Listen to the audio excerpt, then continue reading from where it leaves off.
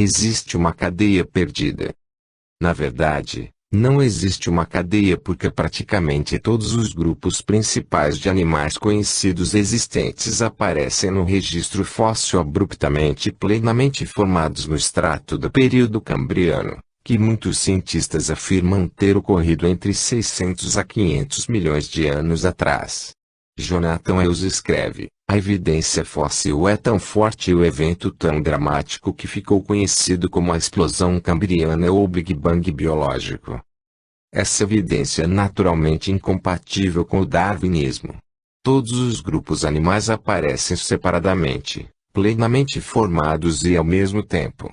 Não há evidência de evolução gradual, mas de uma criação instantânea. Assim, a árvore darwinista que estamos tão acostumados a ver não ilustra adequadamente o registro fóssil real. De fato, como observa Wells, se qualquer analogia botânica fosse adequada, ela seria de um gramado, em vez de uma árvore. Esse gramado teria pedaços de diferentes tipos de grama ou plantas, separados por grandes áreas de nada além de terra. Nesse ponto, você pode estar pensando: mas e quanto à progressão dos crânios que estamos tão acostumados a ver? Não parece que o homem realmente evoluiu dos macacos.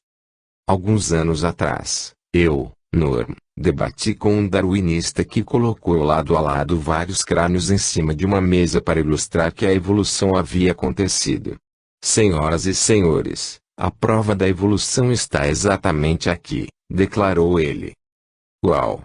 Como é possível ignorar os fósseis? Os crânios pareciam realmente estar numa progressão. Aparentemente tinham um relacionamento ancestral. Seria essa uma boa evidência para o darwinismo? Não, ela não é melhor do que a evidência de que um caldeirão evoluiu de uma colher de chá. O problema para os darwinistas é que o registro fóssil não pode estabelecer relacionamentos ancestrais. Por que não? Porque, de acordo com Michael Denton, 99% da biologia de um organismo reside em sua anatomia mole, que é inacessível em um fóssil. Em outras palavras, é extremamente difícil descobrir a cobertura biológica de uma criatura olhando para os seus restos fósseis. Jonathan Hales observa: a prova dos fósseis é aberta a muitas interpretações porque espécimes individuais podem ser reconstruídos de várias maneiras e porque o registro dos fósseis não pode estabelecer relacionamentos ancestral-descendente. Mas isso não para os darwinistas. Uma vez que o darwinismo tem de ser verdadeiro por causa de seu comprometimento filosófico prévio, os darwinistas precisam encontrar evidências que o apoiem. Assim, em vez de admitir que os fósseis não podem estabelecer relacionamentos ancestrais, os darwinistas pegam 1% que os fósseis lhes contam e usam os outros 99% de incertezas para descrever suas descobertas fósseis como algo que pode preencher todas as lacunas que desejam. Com esse enorme número de desvios e nenhum fato para contê-los, os darwinistas sentem-se livres para criativamente construir elos perdidos completos com base em restos fósseis comuns, tais como um único dente. É por isso que muitos dos assim chamados elos perdidos mais tarde foram expostos como fraudes ou erros. Henry G., autor-chefe da área de ciências da revista Nature, escreve: fazer uma fila de fósseis e afirmar que eles representam uma linhagem não é uma hipótese científica que possa ser testada, mas, sim, uma afirmação que tem a mesma validade de uma história para fazer uma criança dormir agradável, talvez até mesmo instrutiva, mas não científica. O registro fóssil não é apenas inadequado para estabelecer um relacionamento ancestral. À luz do que sabemos hoje sobre a natureza irredutivelmente complexa dos sistemas biológicos, o registro fóssil é irrelevante para a questão. A similaridade de estrutura ou de anatomia entre tipos, algumas vezes chamada de homologia, também não nos diz nada sobre um ancestral comum. Michel Bay escreve: de maneira bem simples, a anatomia é irrelevante para a questão de se saber se a evolução possa ter ocorrido no nível molecular. O mesmo acontece com o registro dos fósseis. Não importa mais se existem enormes lacunas nos registros fósseis ou se o registro é algo tão contínuo como a sequência de presidentes norte-americanos. Se existem lacunas, não é importante o fato de que elas não possam ser explicadas de maneira plausível. O registro fóssil não tem nada a nos dizer se a interação do 2-ets-retinol com a rodopsina, a transducina e a fosfodiesterase, sistemas irredutivelmente complexos, possa ter se desenvolvido passo a passo. Assim, de acordo com Bay, a biologia minimiza a anatomia na questão da plausibilidade da macroevolução. Assim como o conteúdo de um livro fornece muito mais informações do que a sua capa, a biologia de uma criatura nos dá muito mais informações do que sua estrutura estética. Todavia, há muito tempo os darwinistas argumentam que a similaridade de estrutura entre, digamos, macacos e humanos é evidência de um ancestral comum, ou de uma linhagem comum. Será que nunca lhes ocorreu que a similaridade de estrutura pode ser evidência de um projetista comum, em vez de um ancestral comum? Além do mais, em um mundo governado por certas leis físicas e químicas, talvez apenas certa faixa de estruturas anatômicas seja viável para animais projetados para caminhar sobre duas pernas. Uma vez que todos precisamos viver na mesma biosfera, deveríamos esperar que algumas criaturas tivessem um projeto similar. Além do mais, embora os macacos possam ter uma estrutura similar à dos humanos, é frequentemente desprezado o fato de que macacos e humanos não têm nenhum tipo de semelhança com cobras, fungos e árvores. Contudo, de acordo com o darwinismo, todos os seres vivos evoluíram com base em um mesmo ancestral. Para postular o darwinismo é preciso ser capaz de explicar a enorme dessemelhança entre os seres vivos. Deve-se explicar de que maneira uma palmeira, um pavão, um polvo, um lagarto, um morcego, um hipopótamo, um porco-espinho, um cavalo marinho, uma libélula, um ser humano e um fungo, por exemplo, são todos descendentes da primeira vida irredutivelmente complexas sem intervenção inteligente alguma. É também preciso explicar de que maneira a primeira vida e o universo passaram a existir. Sem explicações viáveis, o que os darwinistas falharam em apresentar, é preciso ter muita fé para ser darwinista. É por isso que não temos fé suficiente para sermos darwinistas. Seria o projeto inteligente uma alternativa inteligente? Muito mais poderia ser dito sobre a macroevolução, mas o espaço não nos permite ir além. Todavia, uma conclusão plausível pode ser extraída dos dados que investigamos neste capítulo.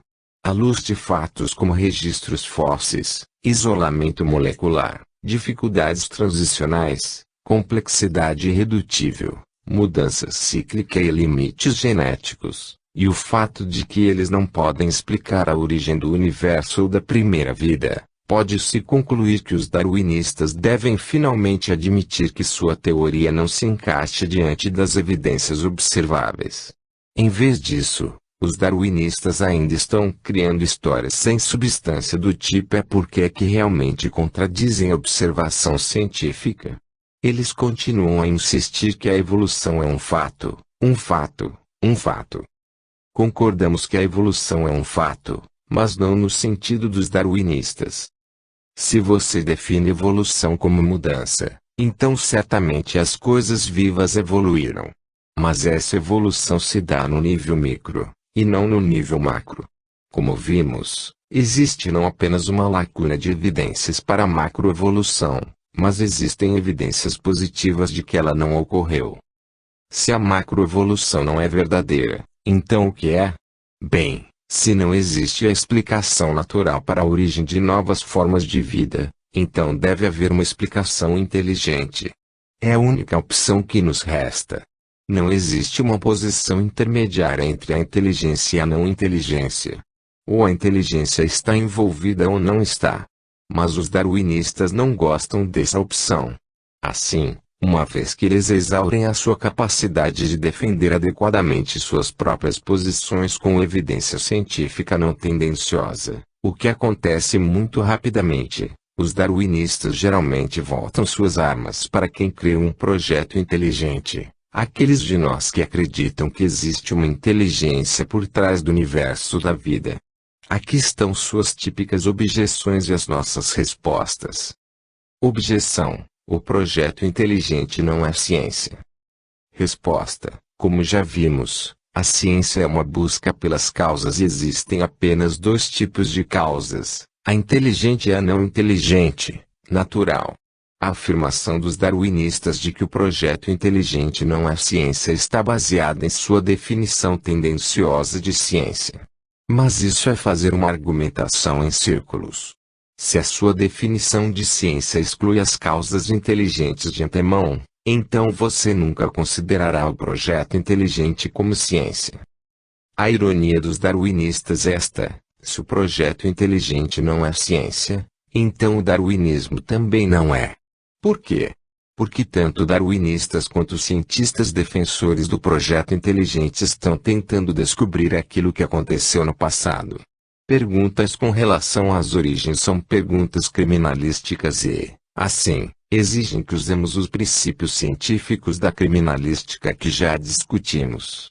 De fato, para que os darwinistas possam excluir o projeto inteligente do campo da ciência, deveriam, além de excluírem a si mesmos, excluir também a arqueologia, a criptologia, as investigações criminalísticas de acidentes e a busca por vida extraterrestre inteligente, SETI. Essas são ciências criminalísticas legítimas que olham para o passado em busca de causas inteligentes. Alguma coisa deve estar errada com essa definição darwinista de ciência. A tabela 6.2 mostra a diferença entre ciência empírica e ciência criminalística. Ciência empírica, operação. Estudo presente. Estuda regularidades. Estudo repetível. Recriação possível. Estuda como as coisas funcionam. Testada pela repetição do experimento. Pergunta como uma coisa funciona. Exemplos: como a água cai. Como a rocha se desgasta. Como funciona um motor. Como a tinta gruda no papel. Como funciona a vida. Como funciona o universo. Ciência criminalística, origem. Estuda o passado. Estuda singularidades. Estuda o não repetível. Recriação impossível. Estuda como as coisas começaram. Testada pela uniformidade. Pergunta qual é a origem de algo. Exemplos: qual é a origem de uma usina hidrelétrica? Qual é a origem do Monte Rushmore? Qual é a origem de um motor? Qual é a origem deste livro? Qual é a origem da vida? Qual é a origem do universo? Objeção: o projeto inteligente comete a falácia do Deus das lacunas. Resposta: a falácia do Deus das lacunas acontece quando alguém acredita erroneamente que Deus provocou o fato quando, na realidade, o fato foi causado por um fenômeno natural ainda não descoberto. As pessoas acreditavam, por exemplo, que os relâmpagos eram causados diretamente por Deus. Havia uma lacuna em nosso conhecimento sobre a natureza e, assim, atribuíamos os efeitos a Deus. Os darwinistas afirmam que os teístas estão fazendo a mesma coisa ao afirmar que Deus criou o universo e a vida. Estariam eles corretos? Não, por diversas razões. Em primeiro lugar, ao concluirmos que a inteligência criou a primeira célula ou cérebro humano, não o fazemos simplesmente porque carecemos da comprovação de uma explicação natural. Também é porque temos uma evidência positiva e empiricamente detectável que aponta para uma causa inteligente. Uma mensagem, complexidade específica, é empiricamente detectável. Quando detectamos uma mensagem, tal como leve o lixo para fora, mamãe ou 1000 enciclopédias, sabemos que elas devem ter vindo de um ser inteligente porque todas as nossas experiências de observação dizem que as mensagens vêm apenas de seres inteligentes. Em todas as ocasiões que observamos uma mensagem, descobrimos que ela vem de um ser inteligente. Juntamos essa ideia com o fato de que nunca observamos leis naturais criando mensagens e entendemos que um ser inteligente deve ser a causa. Essa é uma conclusão científica válida, baseada na observação e na repetição. Não é um argumento baseado na ignorância nem está fundamentado em alguma lacuna do nosso conhecimento. Em segundo lugar, os cientistas do projeto inteligente estão abertos a causas tanto naturais quanto inteligentes. Eles não se opõem à pesquisa contínua para uma explicação natural para a primeira vida. Estão simplesmente observando que todas as explicações naturais conhecidas fracassam e que todas as evidências empiricamente detectáveis apontam para um projetista inteligente. Mas alguém pode questionar se há sabedoria em continuar procurando uma causa natural para a vida. William Dembski, que já publicou uma extensa pesquisa sobre o projeto inteligente, pergunta: em que momento a determinação, encontrar uma causa natural, se torna obstinação? Por quanto tempo devemos continuar uma busca antes que possamos ter o direito de desistir dessa procura e declarar não apenas que a pesquisa contínua é vã, mas também que o próprio objeto da pesquisa é inexistente? Considere as implicações da pergunta de Dembski. Deveríamos continuar procurando causas naturais para fenômenos como o Monte Rushmore ou para mensagens como leve o lixo para fora, mamãe, quando se pode considerar o caso encerrado? Walter Bradley, autor de um trabalho seminal chamado The Mystery of Life's Origin, O Mistério da Origem da Vida, acredita que não há nada na ciência que garanta uma explicação natural para a origem da vida. Ele complementa: acho que as pessoas que acreditam que a vida surgiu de modo natural precisam ter muito mais fé do que aquelas que concluem racionalmente que existe um projetista inteligente. Independentemente de se pensar ou não que devamos continuar procurando uma explicação natural, o ponto principal é que os cientistas ligados ao PI estão abertos tanto às causas naturais quanto às causas inteligentes. O que acontece é que uma causa inteligente combina melhor com as evidências. Terceiro, a conclusão do projeto inteligente é passível de falsificação. Em outras palavras, o PI poderia ser refutado caso se descobrisse, um dia, leis naturais que pudessem ter criado a complexidade específica. Contudo, o mesmo não pode ser dito em relação à posição darwinista. Os darwinistas não permitem a falsificação de sua história da criação porque, como já descrevemos, não dão espaço para que qualquer outra história da criação seja considerada. Sua ciência não é aberta à tentativa ou à correção, ela é mais mente fechada do que a mais dogmática doutrina da Igreja que os darwinistas pudessem criticar. Por fim, o fato é que quem está cometendo a falácia do Deus das lacunas são os darwinistas. O próprio Darwin foi certa vez acusado de considerar a seleção natural como um poder ativo ou deidade. V. Capo 4 da obra A Origem das Espécies. Mas parece que, na verdade, a seleção natural é a deidade ou o Deus das lacunas para os darwinistas de hoje. Quando se veem totalmente derrotados diante da definição de como sistemas biológicos repletos de informação e irredutivelmente complexos passaram a existir, simplesmente cobrem a lacuna do conhecimento afirmando que a seleção natural, o tempo e o acaso fizeram isso. A habilidade de tal mecanismo de criar sistemas biológicos ricos em informação vai no sentido contrário ao da evidência e da observação. As mutações são quase sempre danosas, e o tempo e o acaso não fazem bem aos darwinistas, como explicamos no capítulo 5.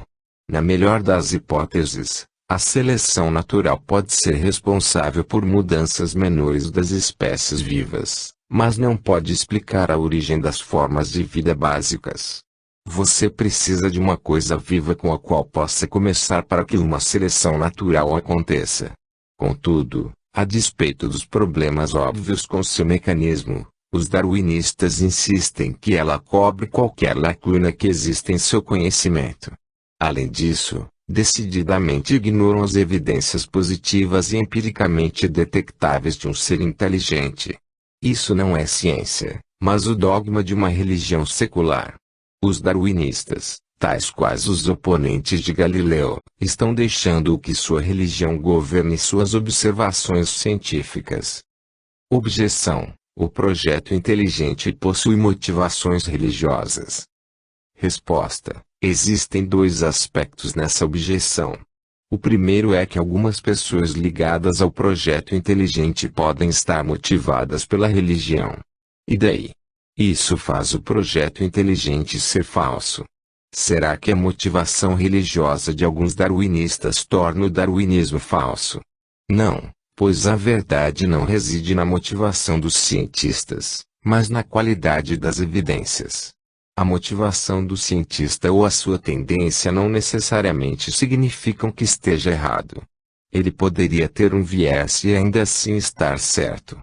O viés ou a motivação não é a questão principal, a verdade é que é. Às vezes a objeção se inicia da seguinte maneira: você não pode acreditar em qualquer coisa que diga sobre as origens porque ele é criacionista. Bem, espada boa é aquela que corta dos dois lados. Poderíamos facilmente dizer: você não pode acreditar em qualquer coisa que diga sobre as origens porque ele é darwinista. Porque as conclusões dos criacionistas são imediatamente consideradas tendenciosas, mas as conclusões dos darwinistas são automaticamente consideradas objetivas. Porque a maioria das pessoas não percebe que os ateus possuem uma visão de mundo, assim como os criacionistas. Como estamos vendo, a visão de mundo do ateu não é neutra e, na verdade, exige mais fé do que a do criacionista. Como dissemos, se as tendências filosóficas ou religiosas impedem alguém de interpretar corretamente as evidências, então temos bases para questionar as conclusões dessa pessoa. No debate atual, esse problema parece afligir os darwinistas muito mais do que qualquer outra pessoa. Contudo, a questão principal é que, mesmo que alguém seja motivado pela religião ou pela filosofia, suas conclusões podem estar corretas ao avaliar-se as evidências de maneira honesta. Os cientistas de ambos os lados da cerca podem ter dificuldades para serem neutros, mas, se tiverem integridade, então poderão ser objetivos. O segundo aspecto dessa objeção é a acusação de que os defensores do projeto inteligente não possuem evidência alguma para sua visão, estariam simplesmente repetindo aquilo que a Bíblia diz. Esse aspecto da objeção também não funciona. As crenças do projeto inteligente podem ser compatíveis com a Bíblia, mas não estão baseadas na Bíblia. Como vimos, o projeto inteligente é uma conclusão baseada em evidência empiricamente verificada, e não em textos sagrados. Como observa Michael Bay, a vida na Terra, em seu nível mais fundamental, em seus componentes mais críticos, é produto de atividade inteligente. A conclusão do projeto inteligente surge naturalmente dos próprios dados, e não de livros sagrados ou de crenças sectárias. O projeto inteligente também não é a ciência da criação. Os cientistas do Pi não fazem afirmações que os assim chamados cientistas da criação fazem. Eles não dizem que os dados apoiam indubitavelmente a ideia dos 6 dias de 24 horas do Gênesis ou um dilúvio mundial. Em vez disso, reconhecem que os dados favoráveis ao projeto inteligente não estão baseados numa era específica ou na história geológica da Terra. Os cientistas do Pi estudam os mesmos objetos da natureza estudados pelos darwinistas, a vida e o próprio universo em si, mas chegam a uma conclusão mais racional sobre a causa desses objetos. Em resumo, independentemente daquilo que a Bíblia possa dizer sobre esse assunto, o darwinismo é rejeitado porque ele não se encaixa nos dados científicos, e o projeto inteligente é aceito porque se encaixa. Objeção: o projeto inteligente é falso porque o assim chamado projeto não é perfeito. Resposta: os darwinistas muito argumentam que, se existisse um projetista, ele teria projetado suas criaturas de maneira melhor. Stephen Jay Gould destacou isso em seu livro Tipandastumi, publicado em português pela Martins Fontes, O Polegar do Panda, no qual cita o aparente projeto menos que ótimo de uma saliência óssea nos pandas que se assemelham polegar. O problema dos darwinistas é que isso, na verdade, se mostra mais como um argumento favorável à existência de um projetista do que um argumento contrário a ele. Primeiramente, o fato de Gould poder identificar alguma coisa como um projeto menos que ótimo implica que sabe qual é o projeto ótimo. Você não pode saber se alguma coisa é imperfeita a não ser que saiba como é a coisa perfeita. Desse modo, até mesmo a observação de Gould de que existe um projeto menos que ótimo implica a admissão de que é possível perceber um projeto no polegar do panda. A propósito, essa é outra razão pela qual podemos dizer que os darwinistas estão errados quando afirmam que o projeto inteligente não é ciência. Quando afirmam que alguma coisa não foi planejada corretamente, a implicação é que eles poderiam dizer se determinada coisa foi projetada corretamente. Isso prova aquilo que os cientistas do PI estão dizendo há muito tempo: o PI é ciência porque o projeto é empiricamente detectável. Em segundo lugar, o projeto menos que ótimo não significa que não existe um projeto. Em outras palavras, mesmo que você presuma que alguma coisa não foi projetada da melhor maneira, isso não significa que ela não tenha sido projetada de algum modo. O seu carro não foi projetado da melhor maneira, mas, ainda assim, ele foi projetado, certamente não foi montado pelas leis da natureza. Em terceiro lugar, com o objetivo de poder dizer que alguma coisa é menos que ótima, você deve saber quais são os objetivos ou os propósitos do projetista. Se Gould não sabe o que o projetista desejava, então não pode dizer que o projeto não atingiu aquelas intenções. De que maneira Gould sabe que o polegar do panda não é exatamente aquilo que o projetista tinha em mente? Gould presume que o panda deveria ter polegares opositores tais quais os humanos. Mas talvez o projetista quisesse que os polegares dos pandas fossem exatamente como são. Além do mais, o polegar do panda funciona muito bem ao ajudá-lo a quebrar as varas de bambu e chegar até a parte comestível. Talvez os pandas não precisem de polegares opositores porque não precisam escrever livros como Gould, eles simplesmente precisam descascar o bambu. Gould não pode culpar o projetista pelo polegar se ele não tem outra função a não ser quebrar bambu. Por último, em um mundo confinado pela realidade física, todo projeto exige concessões e ajustes. Computadores portáteis precisam ter equilíbrio entre tamanho, peso e desempenho. Carros maiores podem ser mais seguros e confortáveis, mas também são mais difíceis de manobrar e consomem mais combustível. O teto mais alto deixa a sala mais impressionante, mas também consome mais energia. Pelo fato de os ajustes não poderem ser evitados neste mundo, os engenheiros devem procurar uma posição que alcance da melhor maneira os objetivos planejados inicialmente. Você não pode colocar a culpa no projeto de um carro compacto porque, por exemplo, ele não carrega 15 passageiros. O objetivo é levar 4 passageiros, e não 15. O produtor do carro fez o ajuste entre tamanho e economia de combustível e alcançou o objetivo planejado. Do mesmo modo, é possível que o projeto do polegar do panda seja uma concessão que, ainda assim, atinge o objetivo inicial. O polegar é perfeito para descascar bambu. É possível que o polegar atrapalhasse o panda em alguma outra atividade se tivesse sido planejado de outra maneira. Sem saber os objetivos do projetista, nós simplesmente não sabemos explicar. O que realmente sabemos é que as críticas de Gould não podem ser bem-sucedidas sem se saber quais são esses objetivos. Então, por que ainda existem darwinistas? Se a evidência favorável ao projeto inteligente é tão decisiva, então por que ainda existem darwinistas? Além do mais, essas pessoas não são tolas, seus nomes normalmente são seguidos pelas letras PH.D.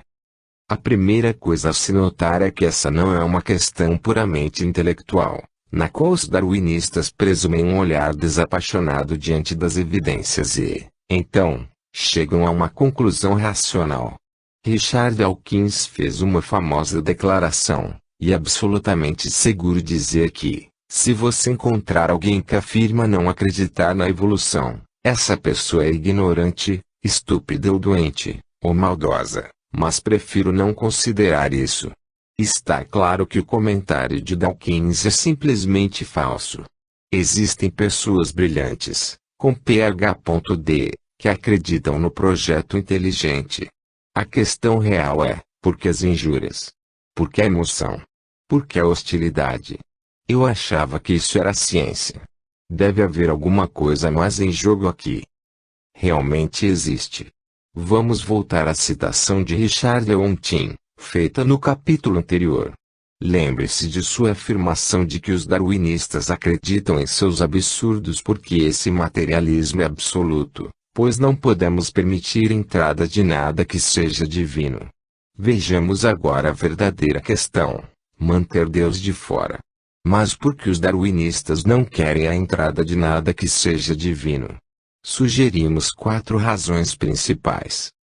Em primeiro lugar, ao admitir Deus, os darwinistas estariam admitindo que eles não são a mais elevada autoridade no que se refere à verdade. Atualmente, neste mundo tecnologicamente avançado, os cientistas são vistos pelo público como figuras de autoridade das mais reverenciadas. Eles são os novos sacerdotes que fazem a vida ser melhor e que abrangem a única fonte de verdade objetiva.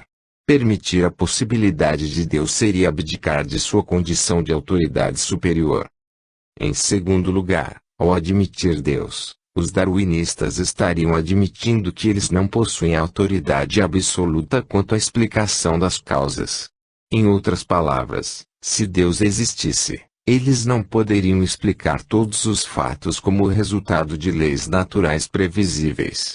Richard Leontin impõe essa ideia da seguinte maneira: apelar para uma divindade onipotente é permitir que, a qualquer momento, a regularidade da natureza possa ser rompida, que milagres possam acontecer.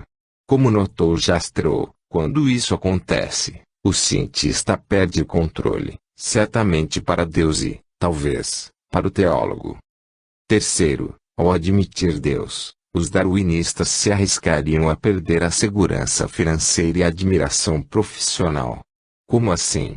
É que existe uma tremenda pressão na comunidade acadêmica para publicar alguma coisa que apoie a evolução. Encontre alguma coisa importante, e você poderá sair na capa da revista Geográfica Universal ou ser assunto de um programa especial na televisão.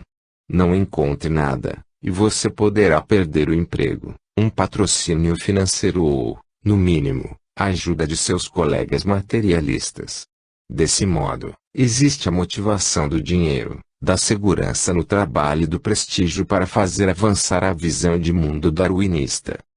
Por último, e talvez a mais significativa de todas as razões, ao admitir Deus, os darwinistas estariam admitindo que eles não têm autoridade para varas de bambu e chegar até a parte comestível. Talvez os pandas não precisem de polegares opositores porque não precisam escrever livros como Gould, eles simplesmente precisam descascar o bambu. Gould não pode culpar o projetista pelo polegar se ele não tem outra função a não ser quebrar bambu. Por último, em um mundo confinado pela realidade física, todo projeto exige concessões e ajustes. Computadores portáteis precisam ter equilíbrio entre tamanho, peso e desempenho. Carros maiores podem ser mais seguros e confortáveis, mas também são mais difíceis de manobrar e consomem mais combustível. O teto mais alto deixa a sala mais impressionante, mas também consome mais energia.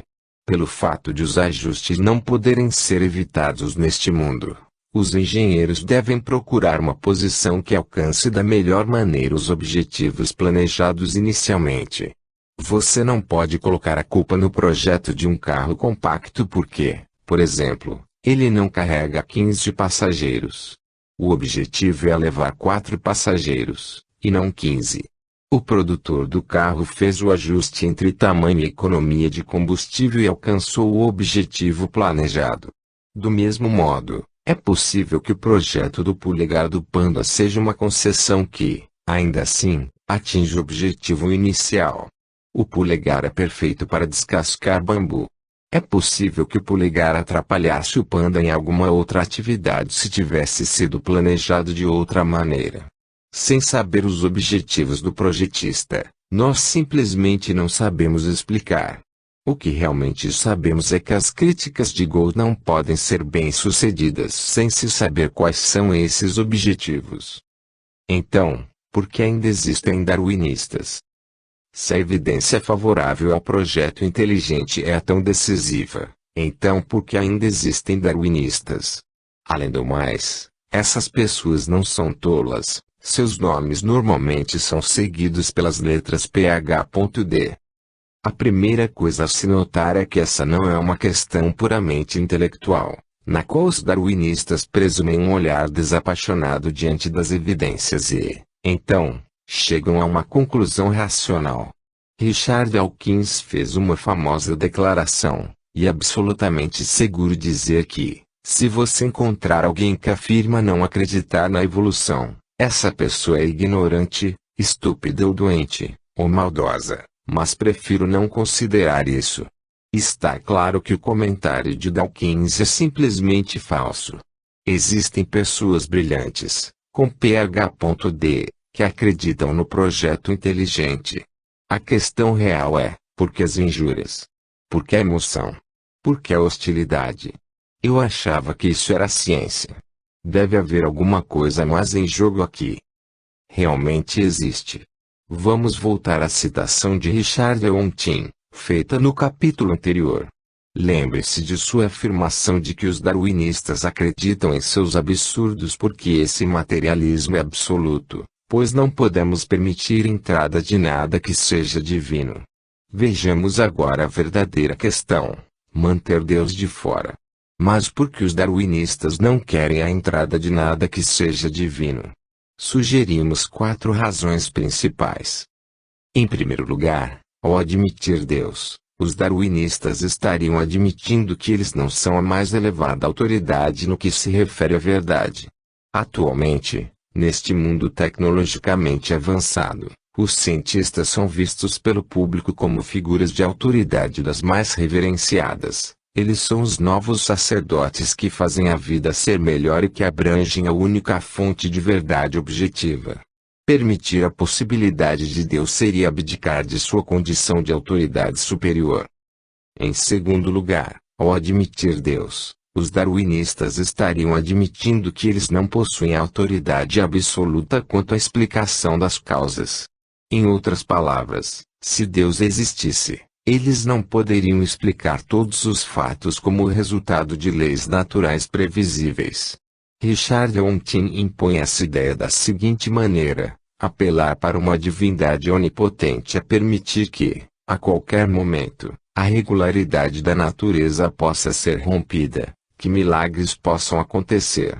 Como notou Jastrow, quando isso acontece, o cientista perde o controle, certamente para Deus e, talvez, para o teólogo. Terceiro, ao admitir Deus, os darwinistas se arriscariam a perder a segurança financeira e a admiração profissional. Como assim? É que existe uma tremenda pressão na comunidade acadêmica para publicar alguma coisa que apoie a evolução. Encontre alguma coisa importante, e você poderá sair na capa da revista Geográfica Universal ou ser assunto de um programa especial na televisão. Não encontre nada, e você poderá perder o emprego, um patrocínio financeiro ou, no mínimo, a ajuda de seus colegas materialistas. Desse modo, existe a motivação do dinheiro, da segurança no trabalho e do prestígio para fazer avançar a visão de mundo darwinista. Por último, e talvez a mais significativa de todas as razões, ao admitir Deus, os darwinistas estariam admitindo que eles não têm autoridade para definir por si mesmos o que é certo e errado. Ao excluir o sobrenatural, os darwinistas podem evitar a possibilidade de que qualquer coisa seja moralmente proibida. Se Deus não existe, tudo é permitido, como observou uma personagem de um romance de Fyodor Dostoiévski. Vamos discutir a conexão entre Deus e a moralidade no capítulo seguinte. De fato, o falecido Julian Huxley, um ex-líder darwinista, admitiu que a liberdade sexual é uma motivação popular por trás do dogma evolucionista.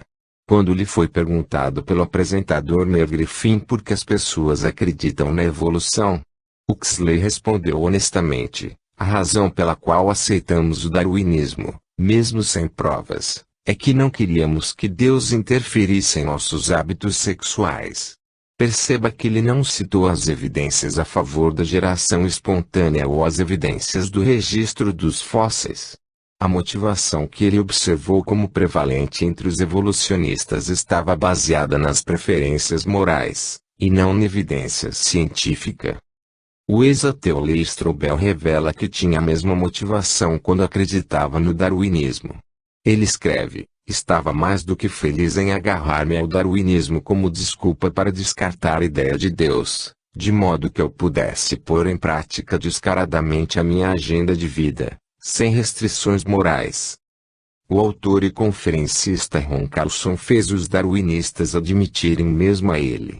Em determinada ocasião, depois de dar uma palestra numa grande universidade sobre os problemas do darwinismo e a evidência do projeto inteligente, Carlson jantou com um professor de biologia que havia assistido à sua apresentação. Então, o que você achou do meu discurso? Perguntou Carlson. Bem, Ron, começou o professor, o que você diz é verdade e faz muito sentido. Mas eu vou continuar ensinando o darwinismo de qualquer maneira, disse. Carlson estava embasbacado. Mas por que você faria isso? Perguntou ele. Bem, para ser honesto com você, Ron, é porque o darwinismo é moralmente confortável. Moralmente confortável? O que você quer dizer com isso? Insistiu Carlson. Quero dizer que, se o darwinismo é verdadeiro, se não existe Deus e se todos nós evoluímos de uma pequena alga verde, então posso dormir com quem eu quiser, observou o professor. Não existe responsabilidade moral no darwinismo. Esse foi um momento de total franqueza. É claro que isso não quer dizer que todos os darwinistas pensem dessa maneira ou que todos os darwinistas sejam imorais. É fato que muitos deles têm vida moralmente melhor do que muitos dos assim chamados cristãos.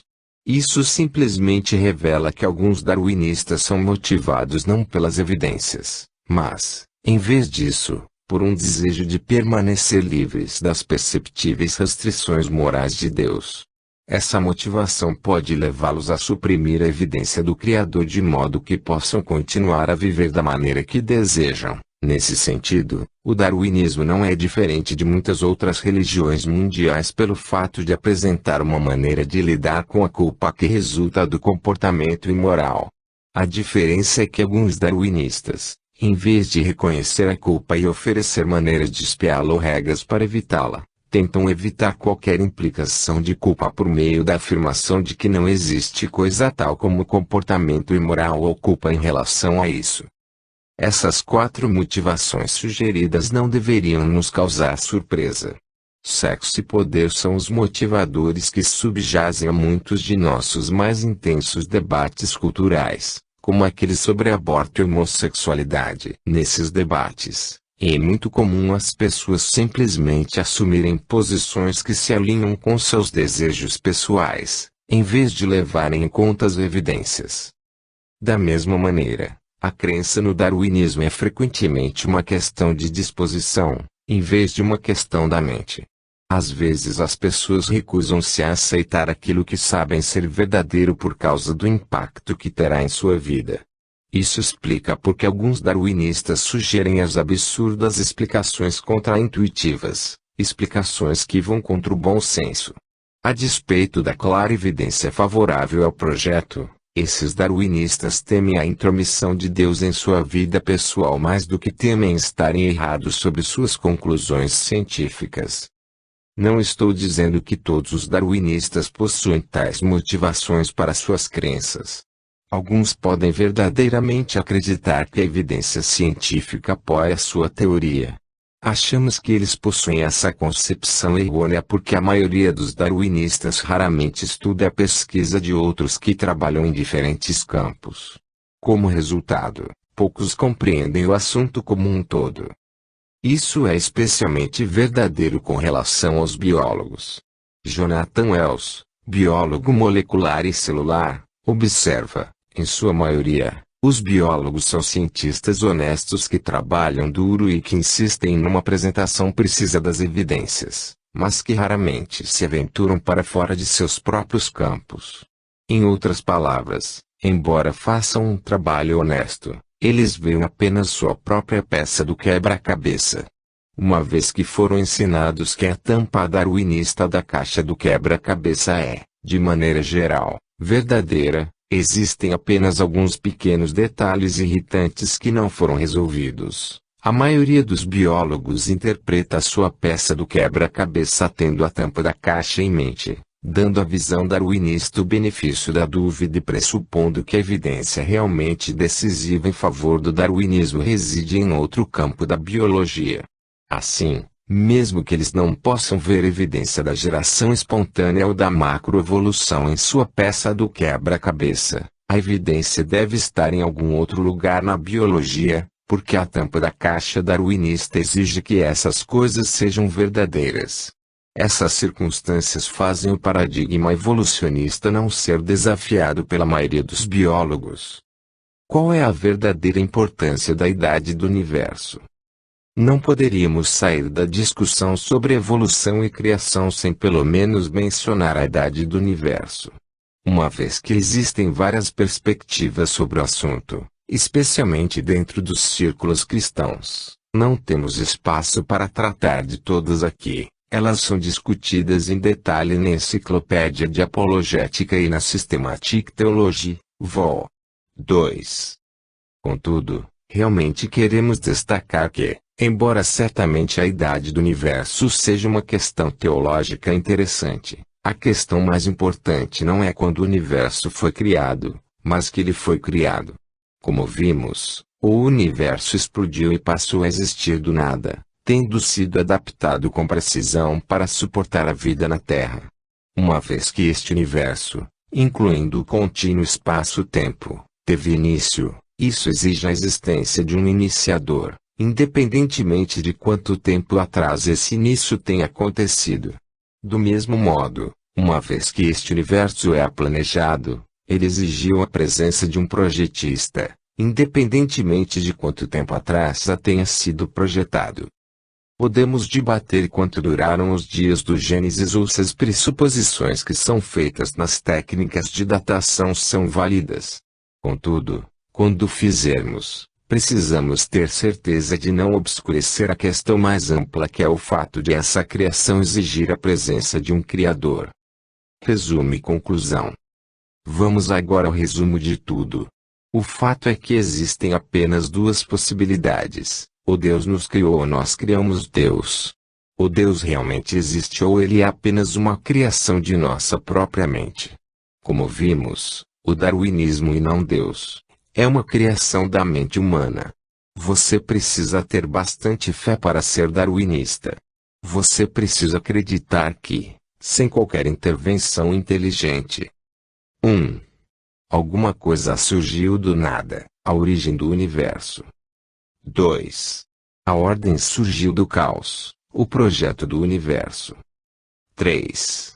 A vida surgiu de matéria inorgânica, o que significa que a inteligência surgiu da não inteligência e a personalidade surgiu da não personalidade. 4.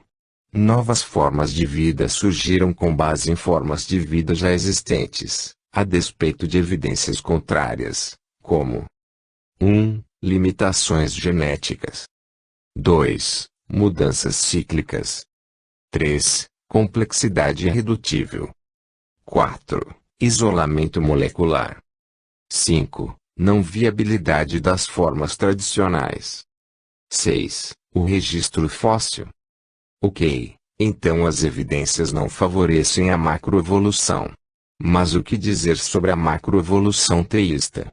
Talvez aquilo que não possa ser naturalmente explicado faça sentido se você acrescentar Deus ao quadro.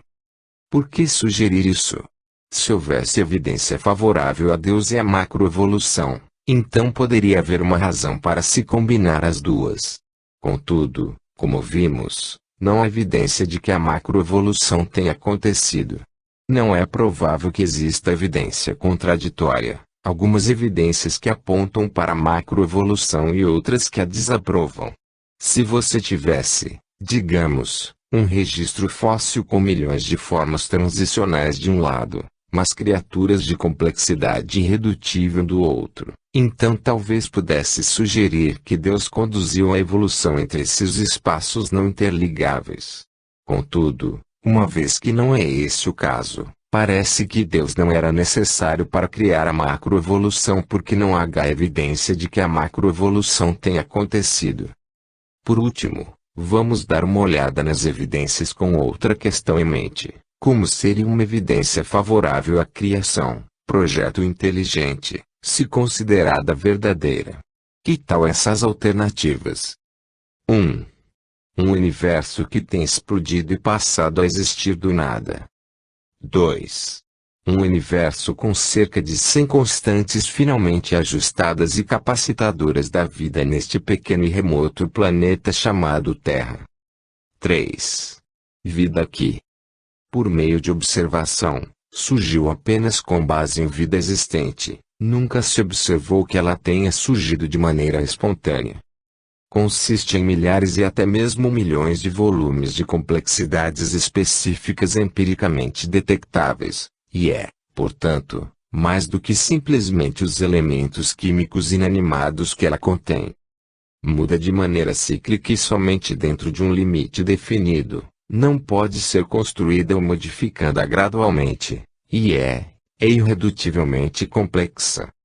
Possui isolamento molecular entre tipos básicos, não existe progressão ancestral no nível molecular. Deixa um registro fóssil de criaturas plenamente formadas que aparecem repentinamente, não mudam e que, então, desaparecem repentinamente. Uma olhada honesta para os fatos sugere que a criação, e não a macroevolução, é verdadeira. Como vimos, os ateus precisam trabalhar realmente duro para não chegar a essa conclusão óbvia. É por isso que eles precisam ter muito mais fé do que nós. Por último, temos o propósito de ajudar a resolver o debate nos Estados Unidos, e em qualquer outro país, com relação àquilo que deveria ser ensinado nas escolas públicas no que se refere à criação e à evolução. O que haveria de errado em se ensinar às crianças aquilo que acabamos de abordar nos capítulos 3 a 6? Note que nem mesmo citamos versículos da Bíblia para declarar nossa posição. Citamos evidências científicas. Desse modo, isso não é uma batalha entre a ciência e a religião, mas uma batalha entre a boa ciência e a ciência ruim. Neste exato momento, a maioria de nossos filhos está aprendendo a ciência ruim porque estão aprendendo apenas evolução. As coisas não precisam ser assim. O que haveria de inconstitucional sobre se ensinar evidência surge, mostrando-lhes a complexidade da vida mais simples, fazendo as diferenças entre micro e macroevolução e entre ciência forense e empírica, expondo os problemas da macroevolução. Nada. Então, por que continuamos a doutrinar nossos filhos numa teoria falha e decadente que está baseada mais nas pressuposições filosóficas do que nas observações científicas? Por que não damos a nossos filhos todas as evidências científicas, favoráveis e contrárias, e deixamos que eles próprios tomem suas decisões? Além disso, não deveríamos ensinar-lhes a pensar sozinhos e de maneira crítica? É claro que sim. Contudo, os darwinistas farão de tudo para garantir que isso não aconteça. Os darwinistas prefeririam suprimir as evidências a permitir que elas fossem apresentadas de maneira justa. Por quê? Porque essa é uma área na qual os darwinistas não têm fé. Eles não têm fé para acreditar que sua teoria ainda será aceita depois que nossos filhos virem todas as evidências. 7. Madre Teresa versus Hitler. Consideramos que essas verdades são auto-evidentes, que todos os homens foram criados iguais, que receberam de seu Criador certos direitos inalienáveis, dentre os quais a vida, a liberdade e a busca pela felicidade. Declaração de Independência dos Estados Unidos da América. Existe um padrão. Estava terminando de jantar com meu amigo Davi em um restaurante perto das docas em Portland, Maine, quando a conversa voltou-se para a religião.